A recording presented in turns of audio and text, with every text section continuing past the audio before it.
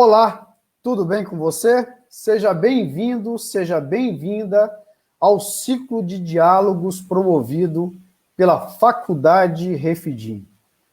A transmissão de hoje propõe um instigante diálogo entre a fé pentecostal e a política. Com isso, a Faculdade Refidim presta uma grande contribuição para o debate público em torno desse tema. Antes de apresentar o nosso convidado, e enquanto as pessoas se conectam à nossa transmissão, apresento-lhes alguns produtos e serviços ofertados pela Faculdade Refidim.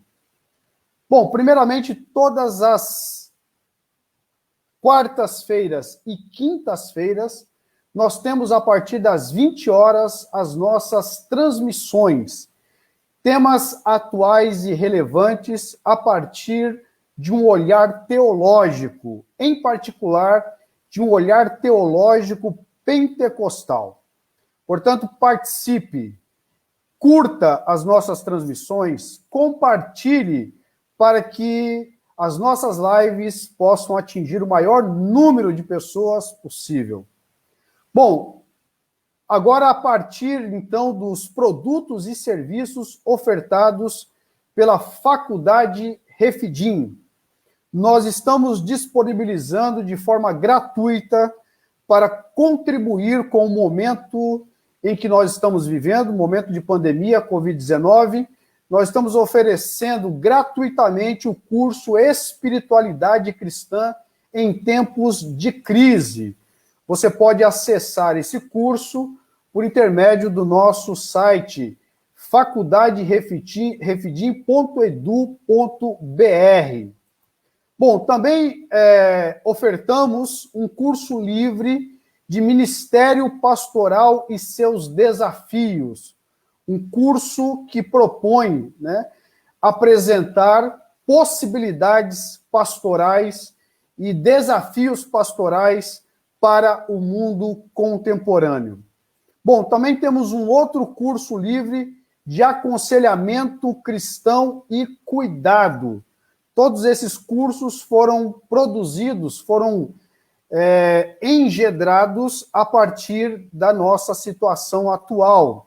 Este curso livre de aconselhamento cristão e cuidado também está disponível na nossa loja, por intermédio do nosso site, faculdaderefidim.edu.br. Bom, nós também temos a Bíblia em vídeo, que é um comentário do Evangelho de Mateus, onde os nossos professores apresentam em vídeo algumas análises, algumas sacadas a partir de uma análise cuidadosa do Evangelho de Mateus. Portanto, também é um produto, é um serviço ofertado pela Faculdade Refidim. Eu gostaria também de comunicar que nós estamos com as inscrições abertas até o dia 26 de julho. Nós estamos com as inscrições para o vestibular do bacharel em teologia na modalidade à distância. Lembrando que a indicação por aluno equivale a 20% de desconto na mensalidade. Para aqueles que são os nossos alunos, enfim, os nossos parceiros, lembre-se que você tem um desconto de 20% por aluno indicado, o que significa que 5 alunos, bolsa integral. Portanto, divulgue, compartilhe, que você possa indicar novos alunos para o processo seletivo do bacharel em teologia da Faculdade Refidim. As inscrições pelo nosso site, faculdaderefidim.edu.br. Lembrando que a inscrição é gratuita. Lembramos que nós também ofertamos educação fundamental 1 e 2 e educação infantil por intermédio do nosso colégio, SEDUC. Educação de qualidade por intermédio de professores comprometidos, e professores dedicados para que o seu filho, para que a sua filha tenha uma formação de alto nível. Bom, e o nosso tema de hoje, é entre a fé pentecostal e a política. Depois de apresentar, então, esses produtos, agora sim, nós vamos apresentar, então, o nosso convidado. Eu tenho aqui a honra, né, de apresentar o professor Valmir Nascimento, de Cuiabá, Mato Grosso. Professor Valmir é evangelista da Assembleia de Deus em Cuiabá, Mato Grosso. Além disso, o professor se destaca como escritor e comentarista das revistas de Escola Bíblica Dominical editadas pela Casa Publicadora das Assembleias de Deus, a nossa querida CPAD. 2 livros escritos pelo professor se destacam pelo seu ineditismo, o cristão e a universidade, e entre a fé e a política. O professor Valmir também se destaca por sua atuação profissional acadêmica, conjugando 2 áreas, que eu achei muito interessante. A área de teologia e a área do direito. Ele é graduado e mestre em teologia pela Escola Superior de Teologia Este, possui também graduação em direito pela Universidade de Cuiabá, pós-graduado em direito eleitoral e Estado Constitucional e neutralidade religiosa. Atualmente, o professor é analista judiciário do Tribunal Regional Eleitoral de Mato Grosso, conselheiro do Instituto Brasileiro de Direito e Religião e diretor da Academia Teológica. O professor também é pesquisador na área de teologia, na esfera pública, política e direito eleitoral. Professor Valmir, seja bem-vindo. É um prazer estar com o professor nessa live que promete muito. Por favor, dê as boas-vindas aí ao pessoal. Boa noite, professor Valdinei. Obrigado pela calorosa recepção. É uma satisfação poder participar desse dia, dessa live pela Faculdade Refidim, essa instituição que já é reconhecida pelo trabalho, pelo serviço que é oferecido através dos seus cursos. Então, minha saudação a você, saudação a todos aqueles que nos acompanham, saudação especial ao amigo, pastor Clayton, que temos a satisfação de participar em algumas atividades pela CPAD. Muito bom. Professor, eu gostaria de abrir um parênteses, um momento muito triste, uma nota de pesar. A Faculdade Refidim, na pessoa do presidente da nossa mantenedora, pastor Sérgio Melfior, que é o pastor-presidente da Igreja Evangélica Assembleia de Deus de Joinville, bem como o nosso diretor, pastor Clayton Ivan Pomerengue, né, a Faculdade Refidim lamenta profundamente a morte do pastor Sebastião Rodrigues de Souza, né, com 89 anos de idade. E também do seu filho, o pastor Rubens Ciro de Souza, com 68 anos de idade. Prestamos condolências à família. Trata-se de uma perda irreparável para todos os assembleianos, tendo em vista a história de dedicação às Assembleias de Deus de Mato Grosso e de todo o país em sua atuação na Convenção Geral das Assembleias de Deus do Brasil, a nossa querida CGADB. Fica aqui o nosso lamento pela inestimável perda. O professor Valmir faz parte dessa igreja e provavelmente também está passando por esse momento de tristeza. E eu gostaria de transmitir a palavra ao professor Valmir a respeito dessa nota de pesar. Obrigado, professor Gandra, obrigado pela igreja aí de Joinville, na pessoa do pastor Sérgio Melfior, por essa nota. Realmente recebemos com muito carinho e precisamos somente, além desse apoio, pedimos oração de toda a igreja no Brasil, que sabe realmente o momento que a igreja aqui em Cuiabá tem passado com essas 2 perdas inestimáveis, mais especialmente, obviamente, o pastor Sebastião Rodrigues de Souza, por aquilo que ele representava, não somente a igreja de Mato Grosso, mas do Brasil e do mundo todo. Então, recebemos aí com muito carinho e haveremos de repassar a nossa igreja aqui no estado de Mato Grosso. Muito bem, o nosso coração está com a igreja de Mato Grosso, a igreja de Cuiabá, enfim, toda a igreja de Mato Grosso, com os familiares, enfim, é uma perda irreparável, como eu disse, para as Assembleias de Deus no Brasil. Bom, vamos então, né, professor Valmir, eu tenho por hábito iniciar a conversa com uma tradicional prática assembleiana, o testemunho. Portanto, dê o seu testemunho. Por favor, professor, apresente um resumo de sua trajetória de fé, de sua trajetória ministerial e de sua trajetória acadêmica. Por favor, a palavra está contigo. Sim, professor Valdinei. Eu sou oriundo de uma cidade do interior do estado de Mato Grosso, uma cidade chamada Ponte Lacerda, 400 quilômetros aqui da capital de Cuiabá.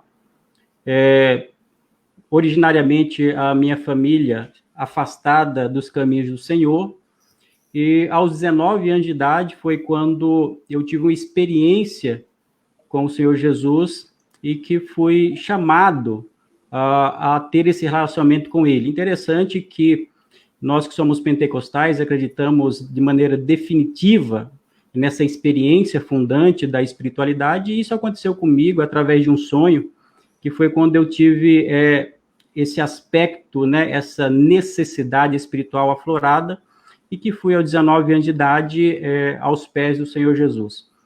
A partir daí, me mudei logo depois para a capital para fazer faculdade de Direito, e foi realmente quando eu tive a oportunidade de iniciar meus estudos acadêmicos, enfim, acabei concluindo a faculdade de Direito, mas sempre trabalhando também do ponto de vista ministerial, ajudando a igreja, mais especialmente na área do ensino, e isso foi despertando no meu coração esse amor, esse apreço pela educação, pelo estudo teológico.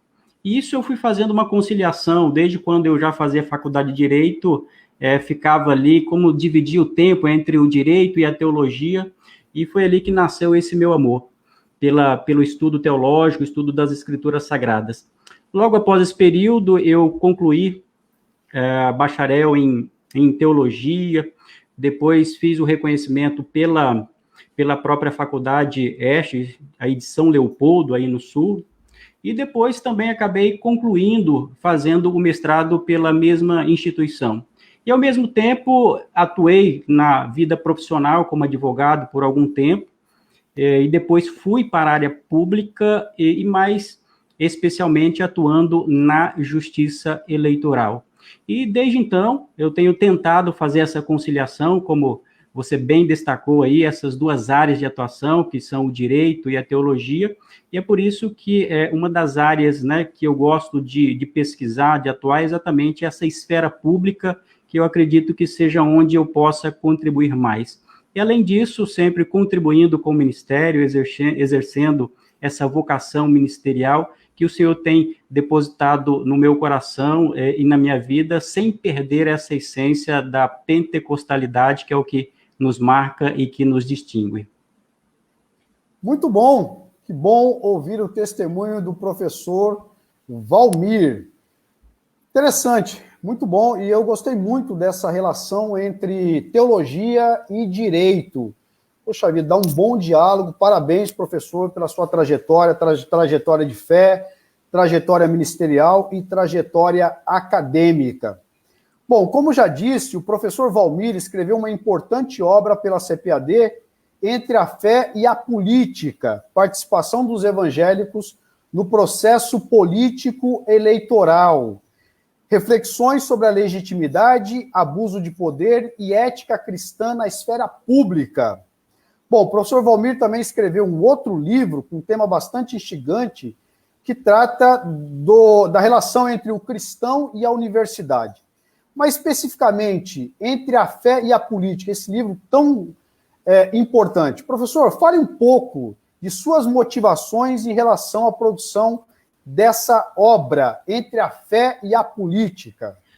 Bom, professor Valdinei, aqui está a obra, né? A obra que foi editada, publicada pela CPAD no ano passado, e essa obra é o resultado da minha pesquisa de mestrado, inclusive, quando iniciei os estudos ali na Faculdade ESTE, mais especialmente na linha de pesquisa na área de ética, e eu queria exatamente, no meu mestrado, fazer algo que pudesse conciliar essa minha vocação teológica, mas, ao mesmo tempo, fazer esse diálogo com a esfera pública e, mais notadamente, com a esfera eleitoral, política, que também é uma área que eu tenho militado, que tenho pesquisado, a ciência política, enfim.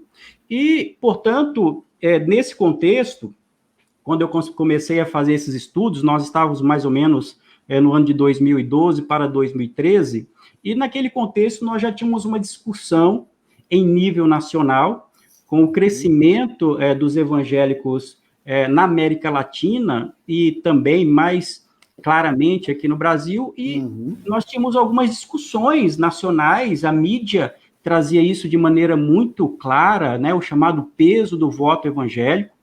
Isso aconteceu na eleição de 2010, voltou a se repetir no ano de 2014.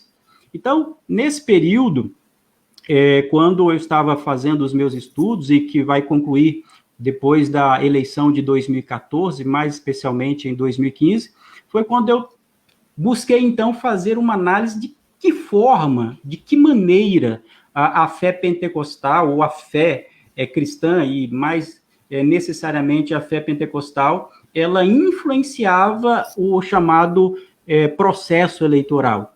Eu queria entender se isso era algo legítimo, e se fosse legítimo, quais eram os limites dessa atuação. E, pela graça de Deus, então, consegui fazer essa pesquisa, foi aprovada ali pela universidade, e tempos depois eu comecei a maturar a ideia de transformar essa pesquisa em um livro, o que veio acontecer no ano de 2018, que eu achava que era muito importante trazer ao público, né, de maneira geral, porque nós sabemos que uma pesquisa, geralmente feita no nível de mestrado, ela acaba sendo engavetada e é lida somente pelos professores e pelos nossos orientadores. Verdade. Né?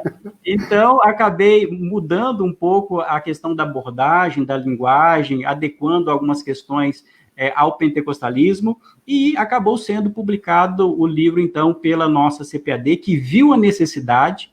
Eu preciso aqui parabenizar a CPAD por entender a importância dessa temática ao publicar em um ano, né, 2018, quando, de fato, nós tivemos aí sim uma influência decisiva, mais notadamente em uma eleição geral.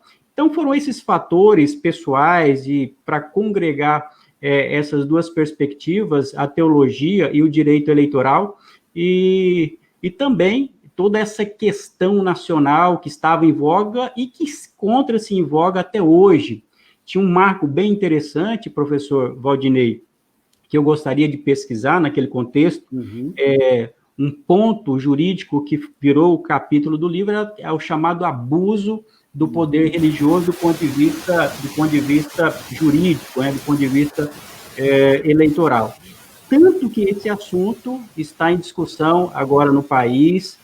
Há cerca, né, de 2 semanas, nós tivemos um voto no TSE que traz essa discussão à tona para a reflexão dos juristas nacionais. Muito bom, professor. Eu gostaria, inclusive, de parabenizar em público pela contribuição que o professor tem trazido, né, no âmbito das Assembleias de Deus, em relação a esses temas que são temas assim pouco explorados, né, pela nossa tradição religiosa, né, tanto a questão da relação entre o cristão e a academia, entre a universidade, e também a relação entre o cristão e a política. São 2 temas quase inéditos e pouco trabalhados na nossa esfera, no nosso arraial. Eu agradeço, professor Valdinei, e eu tenho dito, nós estamos aqui em um ambiente acadêmico, mas com a participação de pessoas, né, de várias partes do país, e nós temos a nossa confessionalidade, que é uma confessionalidade pentecostal. E por muito tempo, a questão da reflexão pentecostal, ela se dava bastante no nível doutrinário, teológico, o que é muito importante. Mas nós precisamos entender também que a fé pentecostal e os pentecostais têm uma grande capacidade de fazer uma interlocução e uma contribuição em outras esferas da sociedade, a esfera pública, dialogando com esses temas. Nós temos que entender a fé pentecostal dentro desse dinamismo. E acredito que muitos autores nacionais e internacionais têm contribuído com a questão teológica, com a questão bíblica direta, e eu tenho chamado, né, a minha responsabilidade para levar essas discussões. Comecei, há tempos atrás, a pesquisa com relação ao relacionamento do cristão com a universidade, que também foi um livro publicado pela CPAD, e depois essa questão que envolvendo a política, mais um tema da esfera pública. O que eu quero dizer com isso é o seguinte: o que eu quero dizer é que nós devemos, né, nós que somos teólogos pentecostais, nós que fazemos parte dessa confessionalidade, que por muito tempo esteve afastada dos debates de natureza pública, eu penso que é a hora, é o momento de nós contribuirmos de maneira clara, contundente e, sobretudo, no poder do Espírito para essas questões mais gerais que exigem uma participação. Poxa vida, que palavra extraordinária. Eu fico muito grato de ouvir tudo isso. E, de novo, muito obrigado, professor, pelas suas contribuições, inclusive não só na produção de livros, mas também como comentarista das lições de escola bíblica dominical voltada aos jovens, no sentido de formar uma nova geração de formadores de opinião dentro das Assembleias de Deus. Então, assim, o meu reconhecimento, o reconhecimento da Faculdade Refidim em relação ao trabalho do professor. Meus parabéns. Professor, vamos para... Queria falar alguma coisa, professor? Fique à vontade. Não, só para agradecer aí esse reconhecimento, toda honra e glória ao Senhor, obviamente. Né? Maravilha. Professor, agora vamos clarear, mas antes, você que entrou agora na nossa transmissão, você está participando da transmissão da Faculdade Refidim, ciclo de diálogos. Lembrando que todas as quartas e quintas-feiras, a partir das 20 horas, nós temos, então, as nossas transmissões. Na transmissão de hoje, se você acabou de entrar, nós estamos batendo assim, um papo muito interessante, muito legal, com essa pessoa super simpática e querida, que é o professor Valmir Nascimento, de Cuiabá, Mato Grosso. Professor Valmir, que é escritor da CPAD, comentarista da Revista Escola Dominical, trazendo temas relevantes e atuais para a nossa reflexão. Então, você que chegou agora, apenas te atualizando. Bom, dito isso, professor, agora vamos clarear um pouco os dois eixos da nossa conversa. Fé pentecostal, entendida aqui como profissão de fé, vivência e experiência da fé pentecostal nos espaços públicos, né, na participação cidadã do sujeito pentecostal.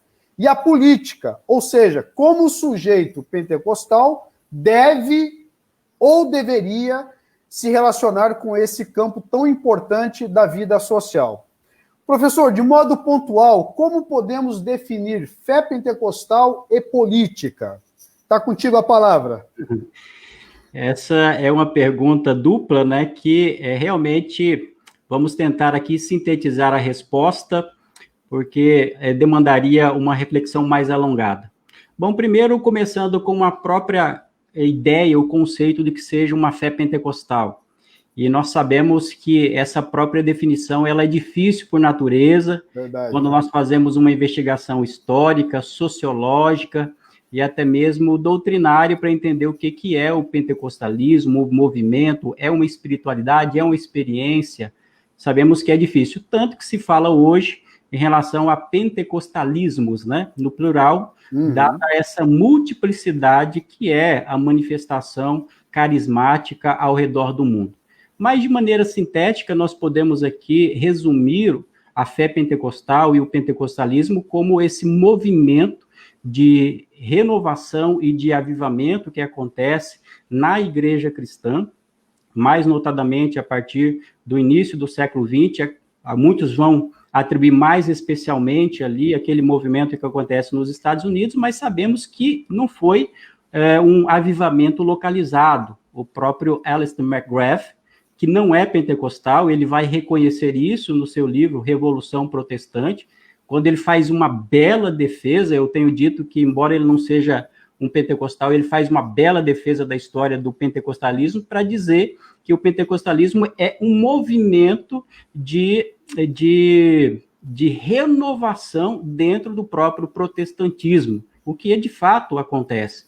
E no início do século XX, nós temos várias manifestações carismáticas ao redor do mundo. Em síntese, nós podemos dizer que a fé pentecostal, essa fé que é uma fé apostólica, no sentido de acreditar que o evento de Atos 2, que é a descida do Espírito Santo, aconteceu ali na igreja primitiva e está disponível à igreja na atualidade, com a oferta de dons e dos carismas à igreja do Senhor. Então, de maneira sintética, é assim que nós podemos definir a fé pentecostal.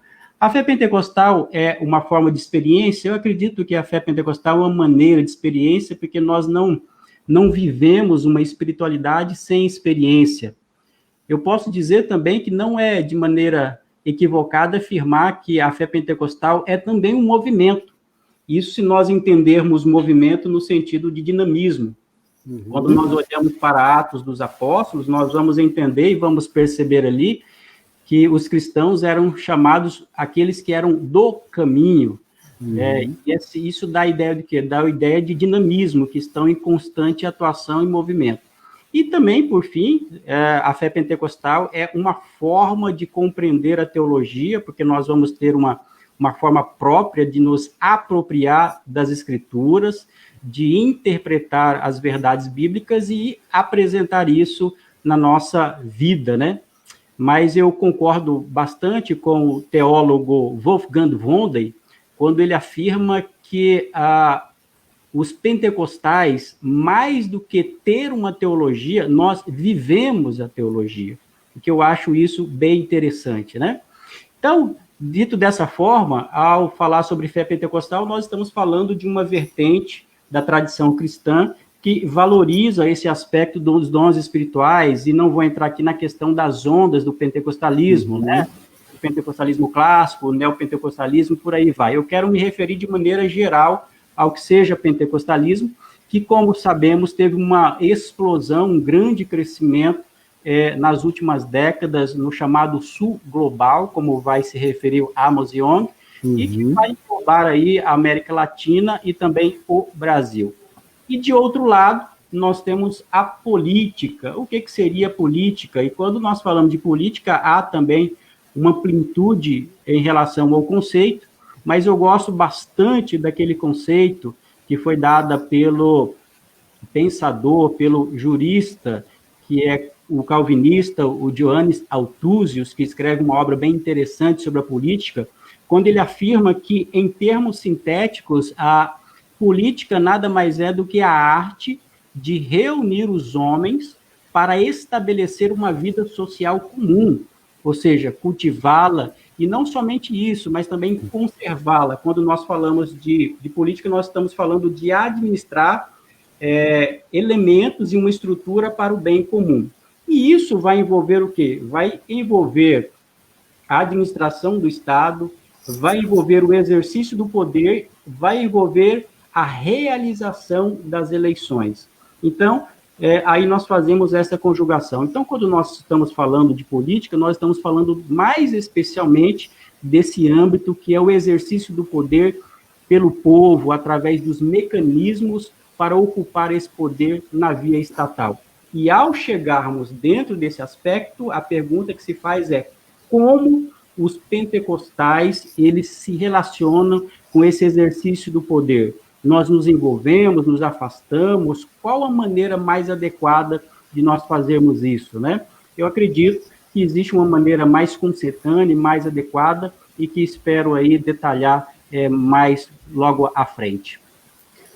Muito bom, professor. Enquanto o professor estava aí apresentando aí algumas orientações a respeito desses dois eixos, me vinha à mente também o termo grego politikos, que tem a ver com os sujeitos que possuem direitos, né? Possuem a cidadania para participar das decisões da polis. A polis, né, para quem não sabe, seria a cidade, o estado, né? Cidade-estado, né, dentro da dimensão, né, dos gregos, né? E também a politeia, que são as ações relativas à polis. Então, esses dois conceitos, assim, nos levam, pelo menos assim, a dois sentidos da política. O primeiro diz respeito à dimensão social do ser humano, política, enquanto dimensão social do ser humano, a política como algo intrínseca à vida em sociedade. Como dizia o Aristóteles, né, o ser humano é um animal político, não é verdade, professor? Então, digamos que há uma beleza nisso, né, já que pressupõe, né, quando a gente fala de política nesse aspecto, né, da vivência social, isso pressupõe alteridade, ou seja, ser e estar com o outro na busca pelo bem comum. E eu grifo esse termo aí, bem comum, né? Ou seja, essa ideia de política como essa busca pelo bem comum, essa questão da alteridade, enfim, eu acho que é uma boa reflexão, né? Exatamente, você traz uma contribuição muito importante para nós entendermos o que é política, e de fato nós temos esse conceito aristotélico aí do animal político. Nós sabemos que na filosofia política há um grande debate, né, um grande embate para entender se um homem é naturalmente político ou não. Uhum. Há outra linha que vai entender que o ser humano não é um ser político, mas a política é imposta a ele. Mas nós acreditamos realmente que dentro de uma interpretação da tradição cristã e fazendo uma leitura das escrituras para entender realmente que o ser humano é um ser gregário. E se o ser humano é um ser gregário, que ele foi criado ao lado do outro e para conviver com o outro, realmente o ser humano é um ser político e por isso saber como lidar, como influenciar, porque a política, há muitas pessoas se afastam ou não gostam da política por ter uma visão de que a política é somente aquela política partidária, e não é isso, nós sabemos, né? Onde há pessoas, há política. Tem a política boa e tem a política que ela é ruim quando ela é utilizada de maneira negativa. Portanto, é importante realmente fazer esse destaque, e eu acho interessante que o Althusius, ele dizia o seguinte, quando ele falava que a política é exatamente essa estrutura para estabelecer a vida comum, ele dizia que o ser humano, isso é importante, ou é necessário, porque o ser humano ele é um ser simbiótico. Isto é, nós precisamos do outro para viver. Nós não conseguimos viver de maneira isolada. Para usar o poeta, né, o homem não é uma ilha em si mesmo, e por isso, realmente, a política bem conduzida para o bem comum, para glorificar e para cumprir o propósito de Deus é algo muito importante, e por isso nós precisamos entender o real conceito do que seja esse termo. Muito bom. E eu diria também, professor, que a política, enquanto experiência social, exige diálogo, ainda que seja diálogo acalorado, vivo, dinâmico, mas diálogo com o outro, né? Respeitar o outro, respeitar, né, a ideia do outro, o pensamento do outro dentro dessa dinâmica do diálogo, né? Sim, tem toda a razão. Não se faz política sem diálogo. E como você bem destacou, às vezes esse diálogo ele é um pouco mais incisivo e faz parte da vida em sociedade, isso também, desde que não descambe aí para a violência, desde que não descambe aí para um atrito maior, obviamente que é importante esse tipo de diálogo. Um professor chamado Jonatas Machado, ele dizia que a vida em sociedade é uma vida é como se fosse um esporte de alto impacto.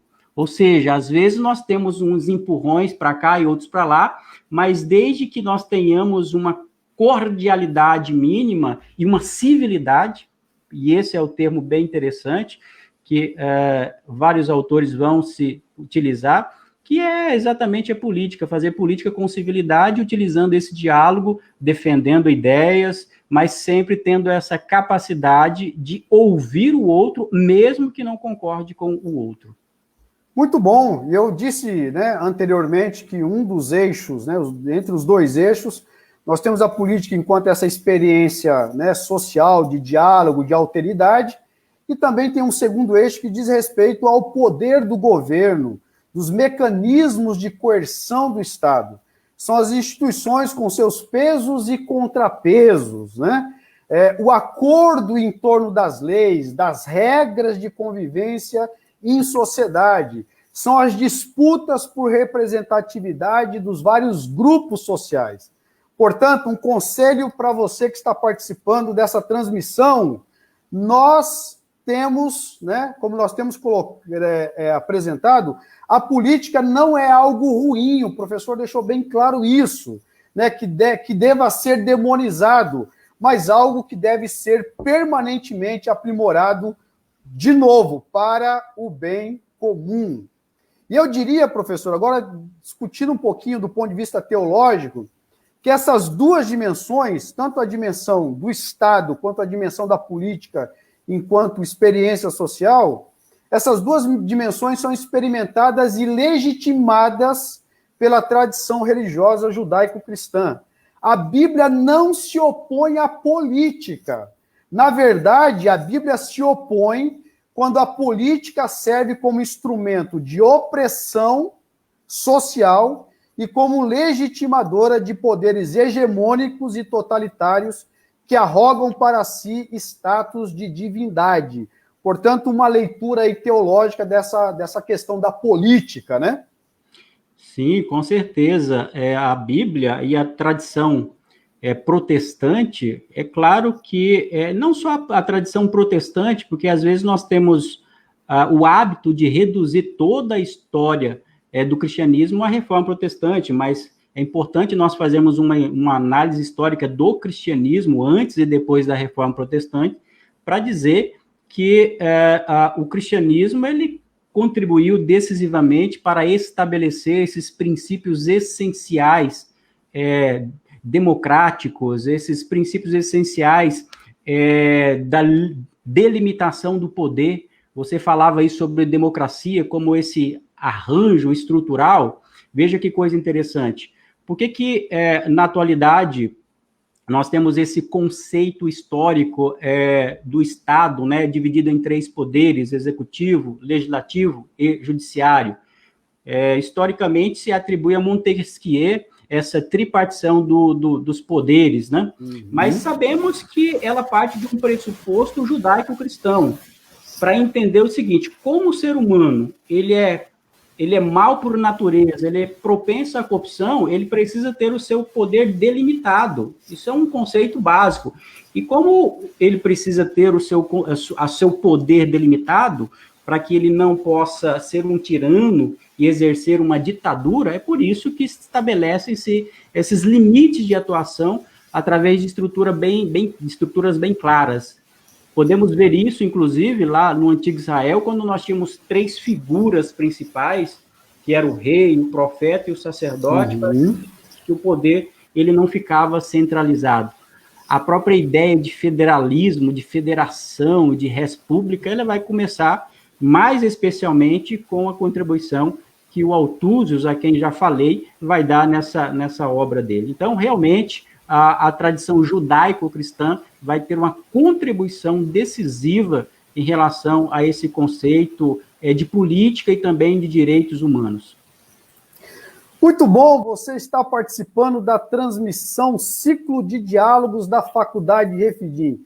Que bate-papo instigante, interessante, estou animadíssimo com essa discussão a respeito de fé pentecostal e política. Professor, vamos agora avançar um pouquinho e falar sobre fé pentecostal e democracia. Bom, levantando questões, né, digamos assim, que são urgentes e prementes. Iniciamos com o cenário político atual e a ideia de democracia. Vamos avançar para essa relação, né, entre cenário político atual e, né, a ideia de democracia. Qual seria a sua leitura, professor, a respeito da relação entre fé pentecostal e o compromisso com a democracia? Os pentecostais estão comprometidos com a democracia? Lembrando que democracia, de modo resumido, tem a ver com os pesos e contrapesos institucionais, como já foi dito, com o pleno funcionamento do executivo, do legislativo e do judiciário. Bom, mas vamos lá, professor, a palavra está contigo. Sim, essa pergunta muito pertinente é que nos possibilita abrir um pouco mais o leque sobre o relacionamento do pentecostalismo com a política. Nós sabemos que, historicamente, professor Gandra, historicamente, os pentecostais eles foram caracterizados como um povo apolítico. E a razão histórica disso, né, existem várias razões para isso ter acontecido. Primeiro, porque os pentecostais originais, as primeiras igrejas pentecostais, eram caracterizadas maiormente por pessoas que vinham da parte mais simples da sociedade, pessoas, né, que não tinham uma boa condição social. Por si só, já levavam um afastamento dessas discussões de natureza pública e discussões da própria política. Temos também uma matriz, que é uma matriz mais teológica, que no início a busca por essa espiritualidade, uma espiritualidade mais ascética, e uma compreensão que havia uma separação, fazia-se uma dicotomia entre a vida espiritual e o mundo, né? Isso caracterizou, nós sabemos muito bem, caracterizou os primeiros pentecostais, e até mais recentemente, até nos dias atuais, há ainda muito disso dentro das igrejas pentecostais. E um terceiro ponto que levava a essa perspectiva, o afastamento em relação à política, era também uma compreensão sobre a escatologia, que era aquela compreensão de que, como Jesus está voltando, eu não vou me preocupar com o agora, com a sociedade, então vou me preocupar somente com a minha cidadania, que é a cidadania celestial. Então, isso caracterizou por muito tempo as igrejas e a confessionalidade pentecostal, e os pentecostais, de maneira geral, diziam o seguinte: olha, crente não se envolve com política, porque política é coisa do mundo. E eu acho isso interessante, porque mesmo com essa perspectiva apolítica, o Amos Yong, que escreveu um livro muito interessante, chamado Nos Dias de César, que não tem uma tradução ainda para o português, que ele faz um vínculo entre teologia pentecostal e teologia política, ele vai dizer que mesmo essa postura apolítica por parte dos pentecostais acaba sendo um tipo de mensagem, uma postura política, por outro lado, que demonstra exatamente o não envolvimento com essas questões. Olha que coisa interessante. Se nós olharmos para a igreja primitiva, que não tinha nenhum relacionamento com as esferas de poder, com o Império Romano, quando os primeiros cristãos diziam assim, olha, nós não vamos adorar a César, eles estavam fazendo com isso um ato político, nada mais, nada menos, para dizer que o imperador não era soberano e não tinha todo o poder. Então, o que caracterizou os primeiros pentecostais foi esse afastamento. Mas depois nós chegamos a um momento do pentecostalismo, que é um crescimento do pentecostalismo em termos numéricos. Os pentecostais vão ocupando algumas posições de destaque no ambiente social, vão adquirindo um estudo formal, e isso vai mudando o cenário. Só um parênteses, essa primeira fase fazia parte daquela época. A igreja conquistou muitas coisas, né? As missões foram intensificadas com esse vigor espiritual, então não é de desmerecer aquele tipo de postura, estou me referindo à forma como era. Mas chegando a esse novo cenário, nós percebemos, por outro lado, uma certa valorização por parte dos pentecostais em relação à política. Por vários fatores, porque era realmente um capital político muito importante. Nós tivemos a própria perspectiva e a própria iniciativa por parte de pessoas que não eram cristãs para entender que dentro das igrejas pentecostais existia uma grande quantidade de pessoas que poderiam contribuir com os fins pentecostais. Aí o que aconteceu?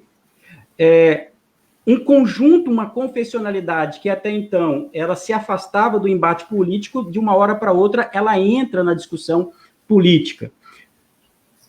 O ingresso na reflexão, na discussão, na disputa e até mesmo na candidatura tem a sua grande importância, obviamente. Só que, como eu costumo dizer, e digo isso no meu livro, é que uma saída de um afastamento da política para um ingresso, que é um ingresso, às vezes, muito rápido, se ele não vier com uma maturidade, com um aprofundamento, com uma reflexão, com a utilização de princípios bíblicos e éticos muito claros, essa introdução, esse ingresso na discussão política, ela pode trazer sérios prejuízos. Sérios prejuízos não somente para o testemunho da igreja, mas sérios prejuízos também para a própria democracia, para a vida em sociedade. Quais são alguns desses riscos que eu aponto com relação a esse ingresso dos pentecostais nesse ambiente?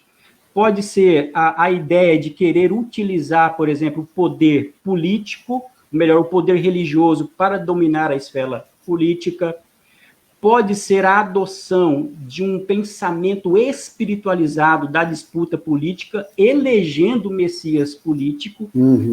Pode ser uma espécie de assédio moral do ponto de vista espiritual em relação aos fiéis, enfim. E pode ser também uma vinculação inadequada entre igreja e Estado.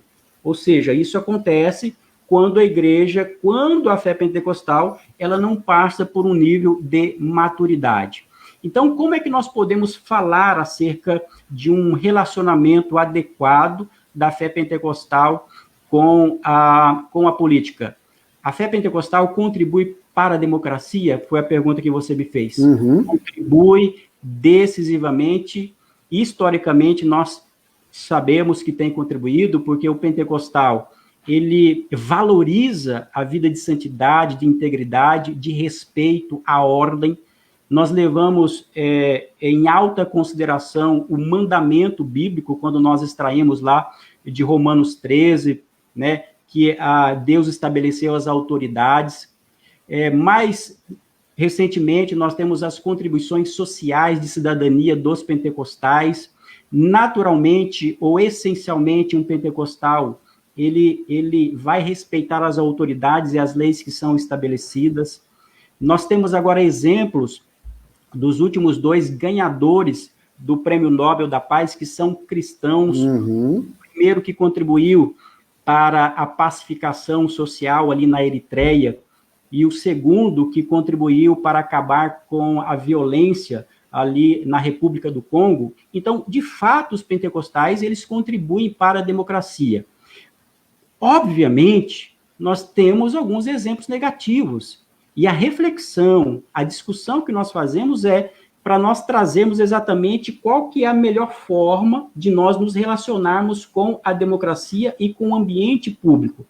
Para que essa influência, para que essa atuação seja boa, que ela seja adequada e consistente, nós precisamos fazer uso do quê? De uma perspectiva biblicamente fundamentada.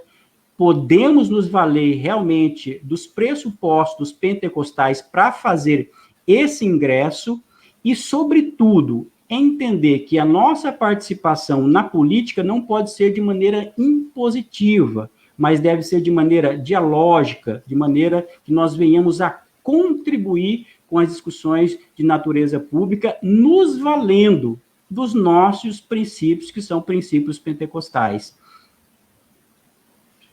Muito bom! Poxa vida, professor, eu fico até empolgado de ouvir tudo isso. Então, assim, de maneira direta, a partir da reflexão do professor Valmir, se você é pentecostal, você, de fato, estará comprometido com o ambiente democrático. Ambiente democrático significa dizer que você é a favor de que exista pesos e contrapesos institucionais. Se você é um pentecostal autêntico, você não pede fechamento do Congresso. Se você é pentecostal, você não pede o fechamento do judiciário, ainda que você possa criticá-los. Crítica, né, às esferas institucionais faz parte do jogo democrático. Está liberado as críticas. Só não pode pedir o fechamento. Professor, fica à vontade. É isso mesmo, professor Valdinei. E eu me recordo que, inclusive, utilizando essa ideia, essa cidadania, que é a cidadania cristã, nós sabemos que a nossa cidadania é uma cidadania celeste, mas, ao mesmo tempo, nós temos uma grande responsabilidade com o mundo em que nós estamos vivendo, com a sociedade que Deus criou e que delegou ao homem essa responsabilidade de cuidar. Quando nós olhamos para a trajetória do apóstolo Paulo, ele, obviamente, um homem espiritual, um homem, né, que foi usado por Deus de maneira poderosa, mas quando ele tinha a possibilidade, ele reivindicava os seus direitos de cidadania romana para fazer uma defesa adequada, inclusive para defender o evangelho diante de algumas circunstâncias. Então, o cristão, que é um cristão pentecostal, nós levamos muito a sério essa questão da atuação profética. Você disse algo aí bem interessante. E o Amos Young vai contribuir com isso. Quando nós falamos de função profética da igreja, alguém geralmente se lembra das profecias do Antigo Testamento e do Novo Testamento, né, com relação a esse aspecto espiritual.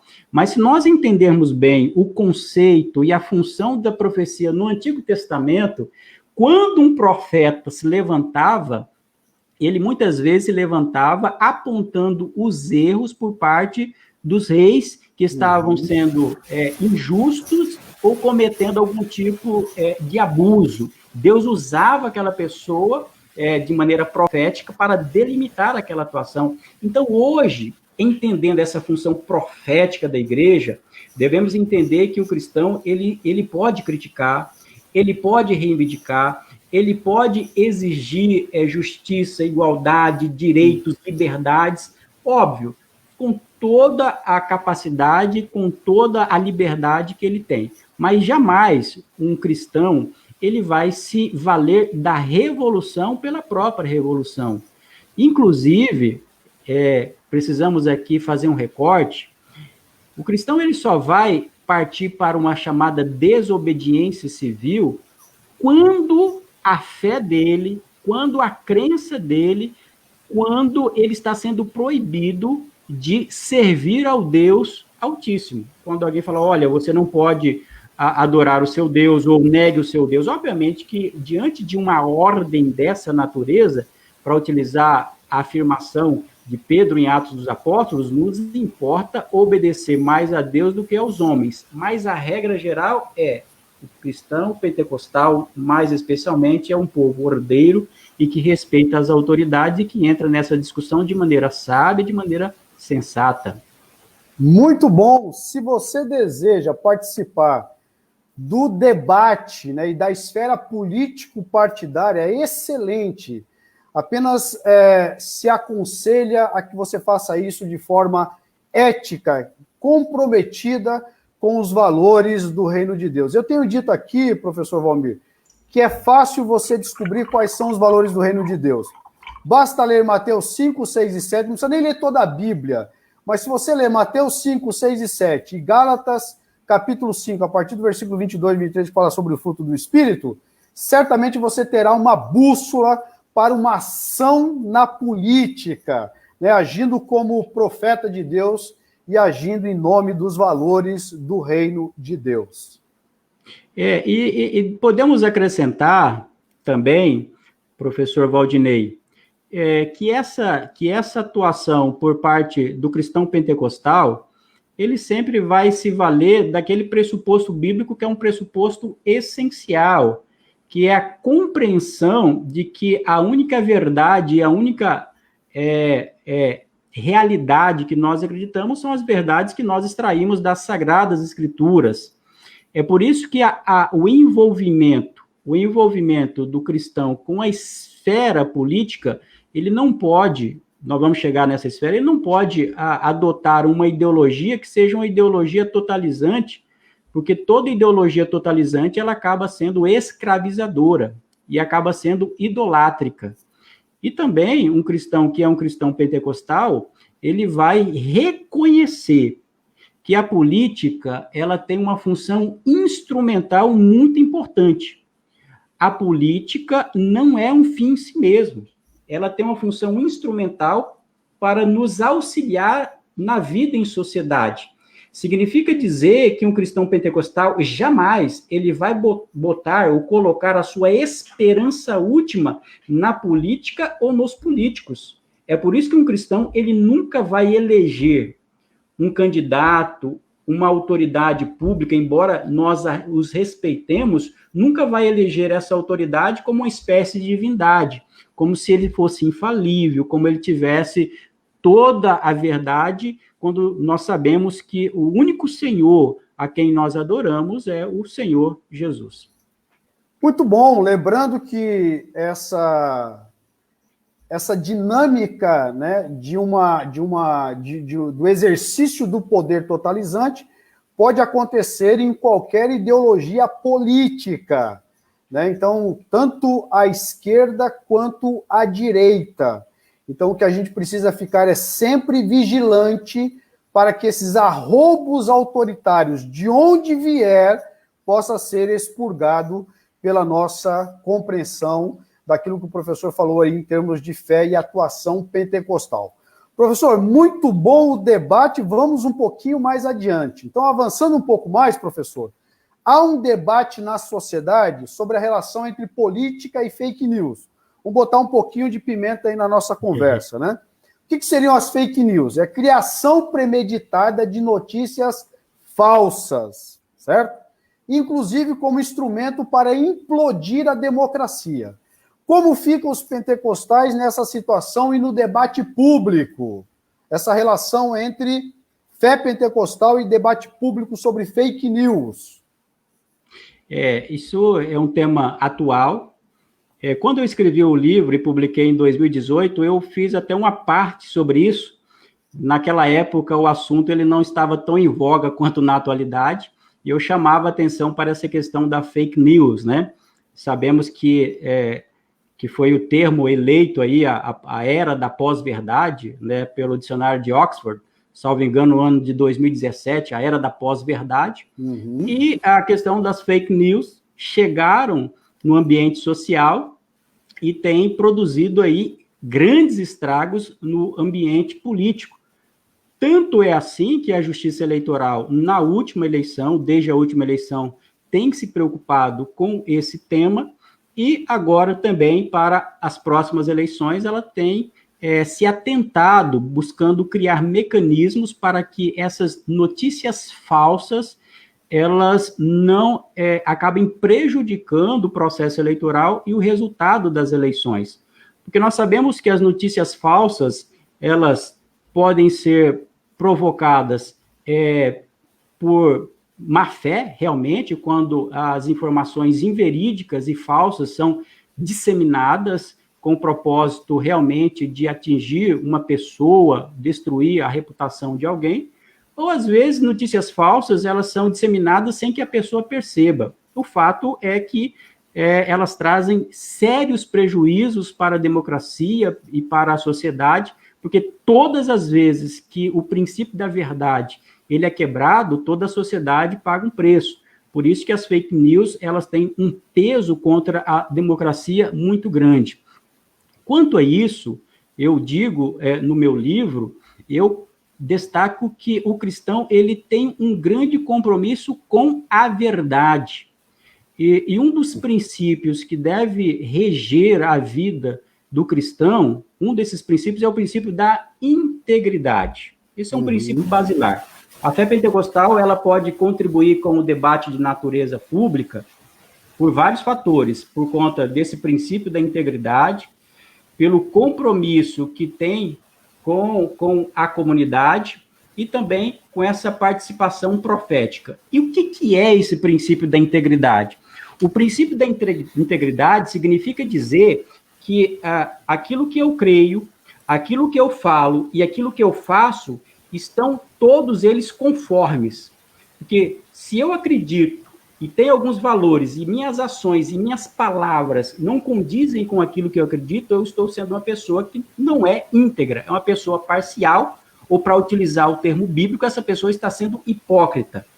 Quando nós vamos para a esfera da política, os cristãos, mais notadamente, precisam tomar um cuidado para que não caiam no farisaísmo, que ao mesmo tempo que defende pautas, que são pautas tradicionais, de valores conservadores de família, que são importantes e devem ser defendidos, Mas é preciso tomar cuidado que quando se faz essa defesa, eu defendo isso, mas o meu procedimento deve ser da mesma maneira. A forma como eu trato o candidato adversário, a forma como eu falo de propaganda política, a forma como eu vou interagir com o eleitor que tem um pensamento diferenciado.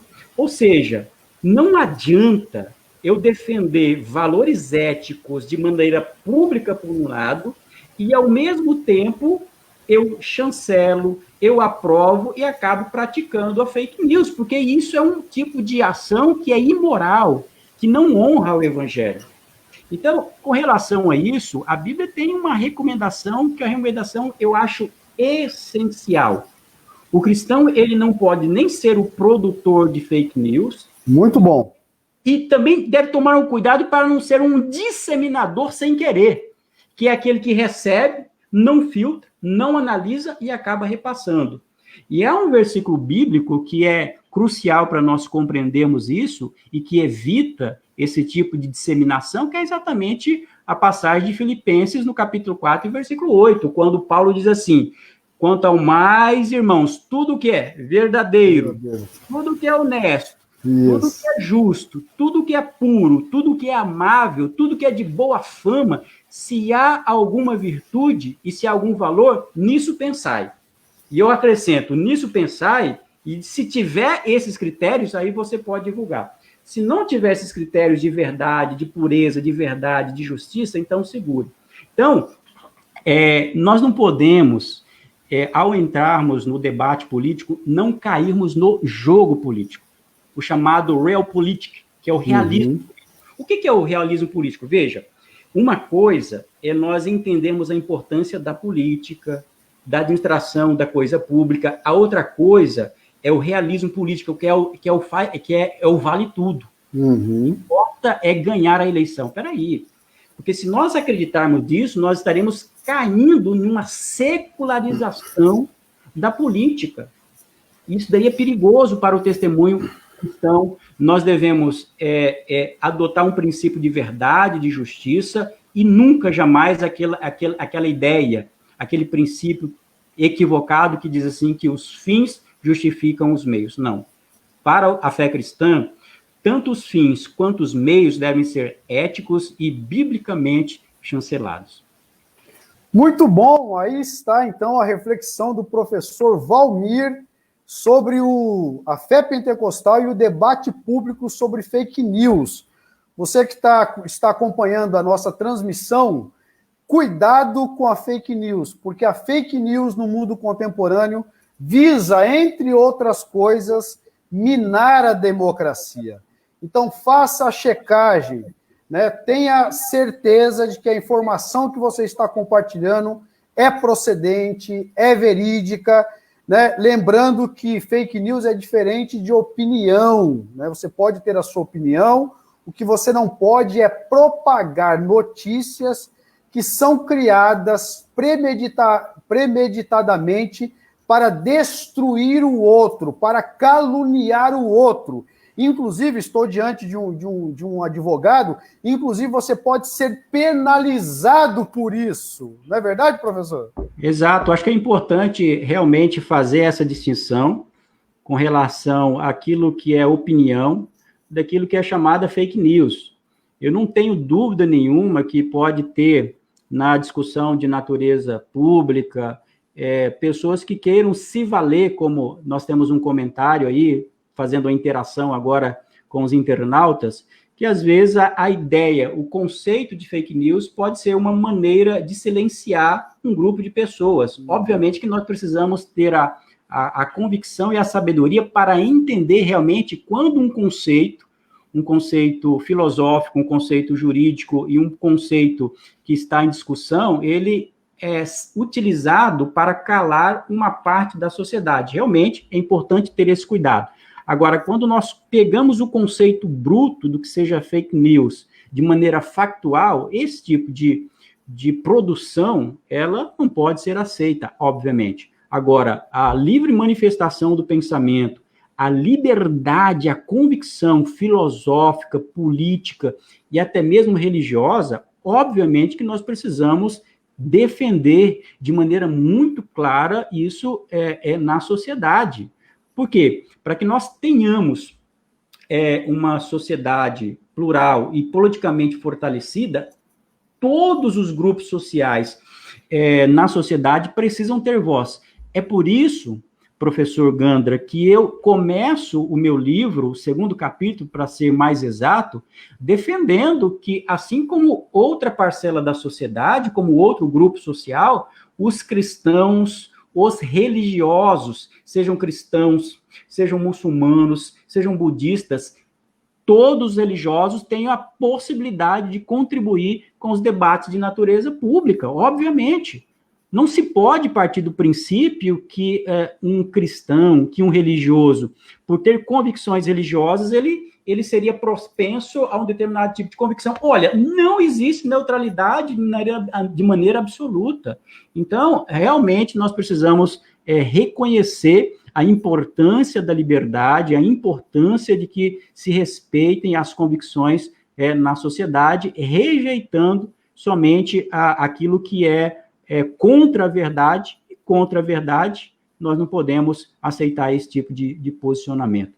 Tanto é assim, professor Gandra, só para fazer um recorte aqui, que eu sou contrário à ideia da tese jurídica do abuso de poder, embora eu tenha minha convicção teológica sobre o assunto, embora eu tenha as minhas convicções éticas sobre o tema do ponto de vista do relacionamento de igreja institucional com a política, eu não posso querer silenciar uma prática eclesiástica. É a mesma coisa com relação à heresia. Olha, quando eu ouço uma pessoa falando heresia, teologicamente eu não posso aceitar aquilo.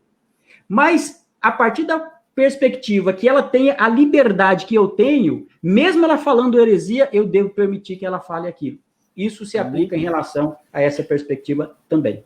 Muito bom, por isso que a questão da fake news está no debate público, justamente para ir delineando, então, quais são as cosmovisões, enfim, né, todas essas discussões em torno do assunto. Eu vou dar um exemplo, professor, do que é fake news. Por exemplo, o ex-presidente Michel Temer discursou na ONU e ele disse o seguinte, abre aspas, nós acreditamos no poder do diálogo, fecha aspas. Eu ouvi um pregador conceituado, inclusive tido como um pregador da palavra, que após defender, né, a sua ideologia política, ele apresentou a seguinte questão relacionada ao ex-presidente Michel Temer, que ele teria dito na ONU, abre aspas, teria dito o presidente, nós acreditamos no poder do diabo. Trocou, nós acreditamos no poder do diálogo, trocou como nós acreditamos no poder do diabo. E ali, então, ele fazia, né, o seu arrazoado, a sua apologia, dizendo que o ex-presidente era satanista e assim por diante. Isso é claramente uma fake news. Quando eu ouvi, bastou apenas uma consulta rápida e eu percebi o equívoco de imediato. E eu fiquei assustado não só por aquela pessoa dizer isso no púlpito, mas também pelo fato de que muita gente que estava ali aplaudiu e concordou com aquela fake news.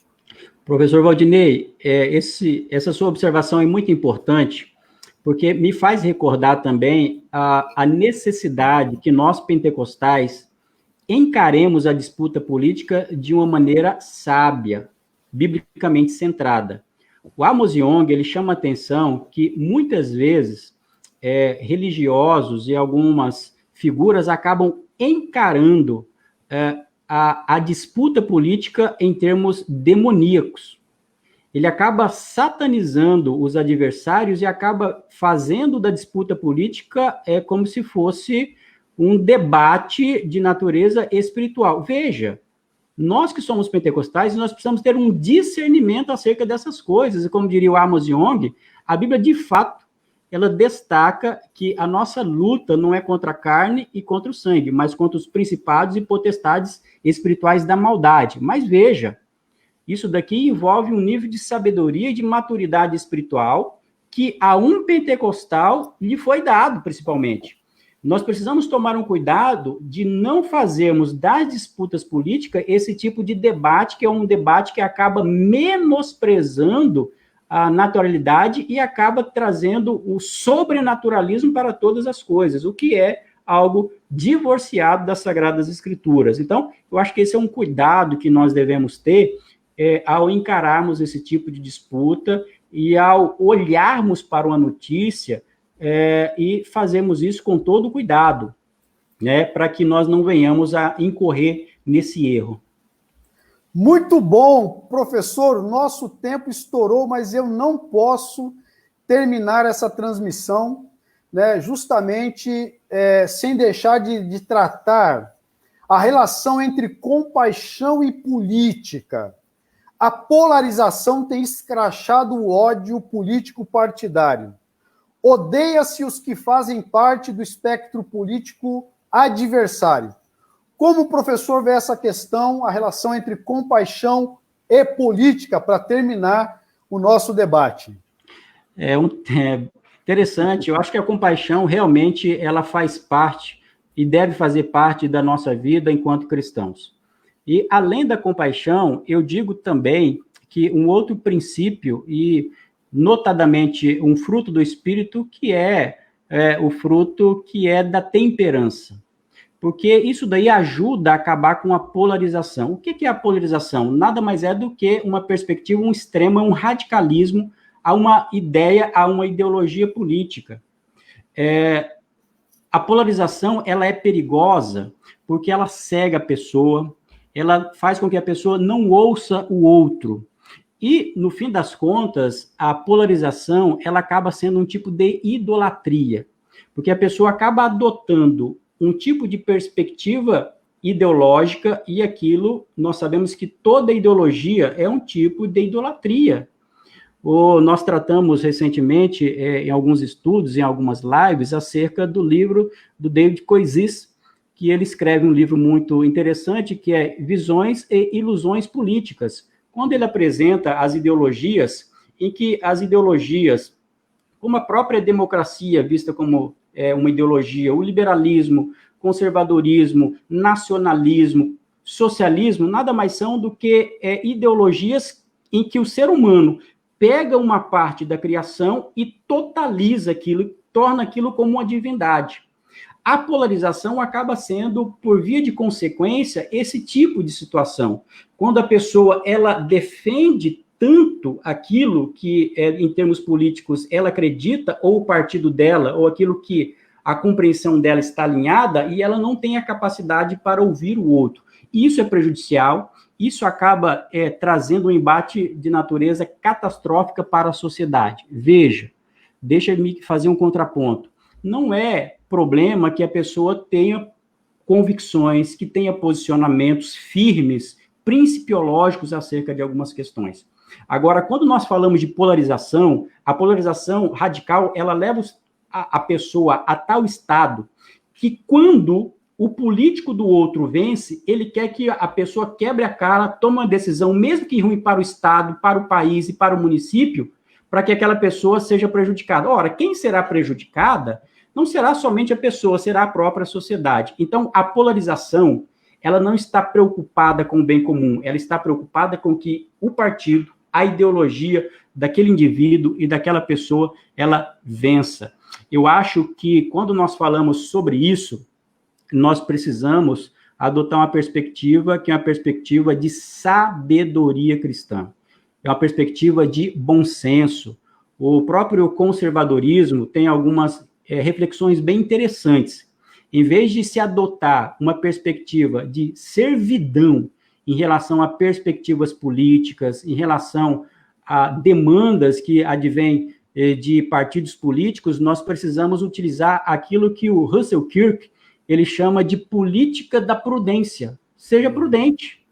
Ou, como diria o próprio Michael Oakeshott, que ele vai chamar de política do ceticismo. Quando eu ouço um político, quando eu ouço uma proposta, eu não posso enxergar aquilo como uma verdade absoluta. Eu preciso ter um filtro, uma análise para eu entender se aquilo se encaixa, se aquilo é bom, se aquilo é justo, se aquilo é adequado para a sociedade ou não é adequado para a sociedade. Em outras palavras, o cristão, o pentecostal, ele deve ter essa sabedoria para entender que o Senhor dele é o Senhor Jesus, e nenhuma ideologia política que tire o seu senso de liberdade, a sua convicção e o discernimento em relação às questões de natureza política.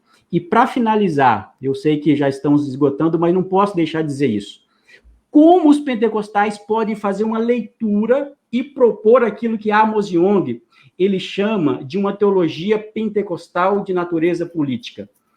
Eu digo, e eu acho isso muito interessante nele, professor Gandra, que o Amos Yong ele propõe o seguinte: olha, para nós compreendermos a fé pentecostal, uma das maneiras é nós interpretarmos aquelas 5 declarações cristológicas que são doxológicas.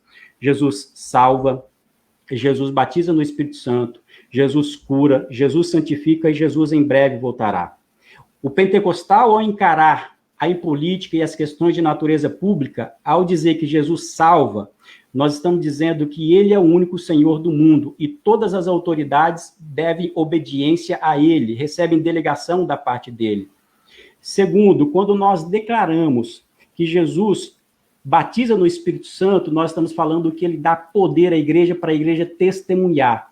E o testemunho da igreja envolve esse testemunho do sobrenatural, mas envolve também atuar na praça pública de maneira profética, reivindicando direitos, trabalhando contra as injustiças e contra as desigualdades.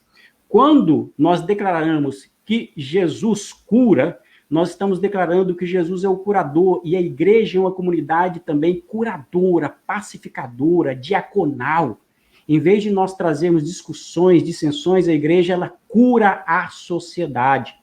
Quando nós declaramos que Jesus santifica, nós estamos falando de um testemunho, de uma vida íntegra, uma vida que faz-nos separar da sociedade na medida adequada.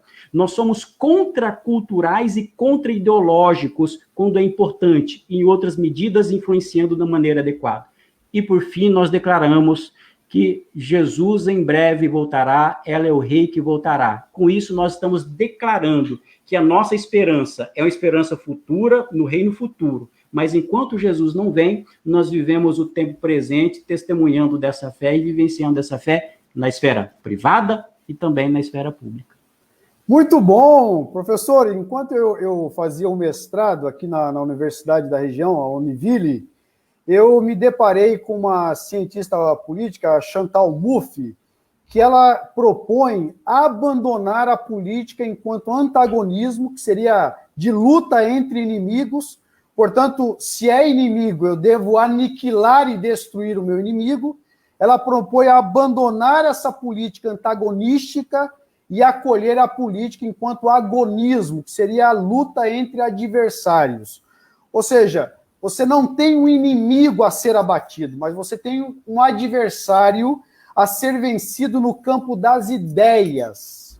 Então é muito importante deixar claro isso. Numa entrevista que eu assisti com o João Pereira Coutinho, perguntado a ele se ele gostaria de viver num mundo totalmente conservador, ele disse, de forma alguma. Ou seja, é importante ter o adversário, né? É importante ter o adversário que pensa diferente, porque é isso que constitui a vida em sociedade, é isso que constitui, né, o debate político e o debate público. É isso, e nós precisamos entender essa beleza que é a multiplicidade, a pluralidade que existe na sociedade. Inclusive, o Miroslav Volf, ele escreveu um livro muito interessante que é sobre uma fé pública, que ele vai destacar que a nossa atuação na sociedade ela deve ser valorizando essa pluralidade, não esse pluralismo que acaba sendo algo ideológico, mas é reconhecer as pluralidades que existem na sociedade.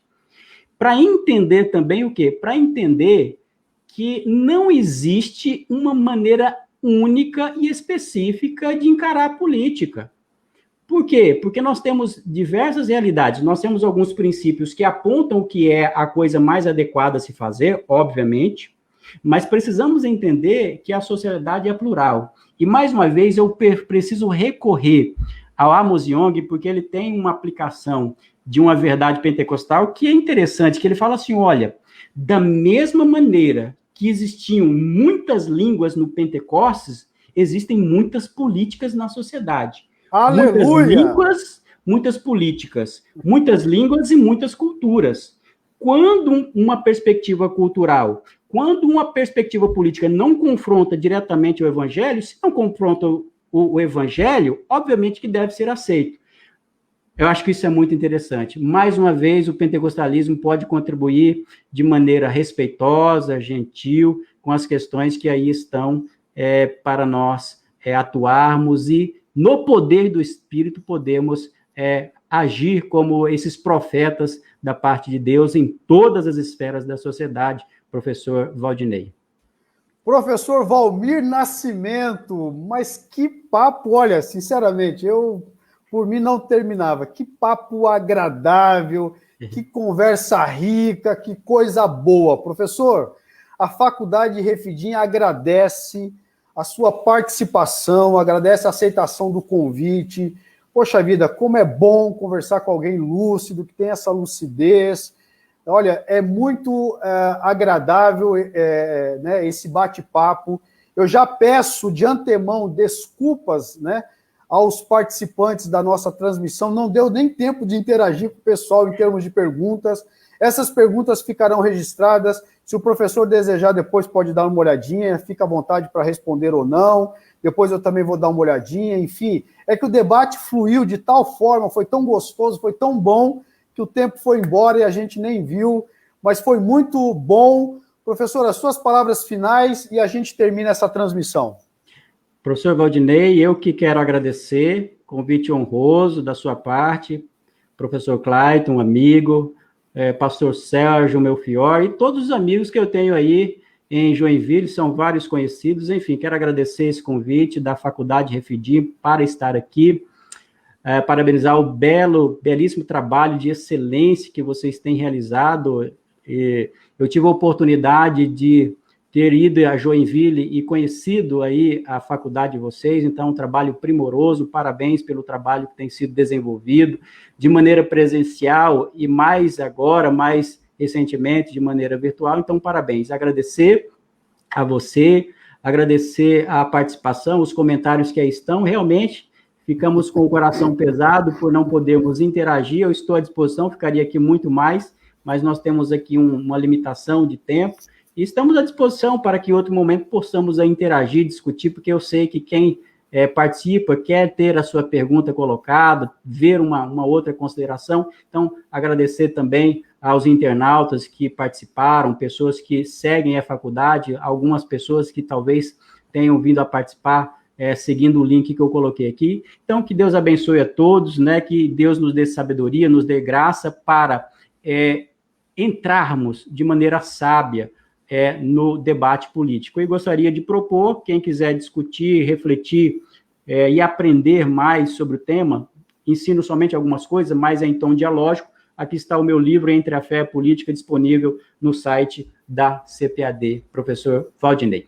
Muito bom, finalizamos aqui a nossa transmissão, mas voltamos na próxima semana, quartas e quintas-feiras, sempre às 20 horas. Foi um prazer ter você aqui na nossa transmissão. Até mais, Deus que abençoe, a paz do Senhor Jesus, que é a saudação tradicional de nós assembleanos. Até a próxima semana, Deus que abençoe. Muito obrigado. Paz do Senhor, Deus abençoe.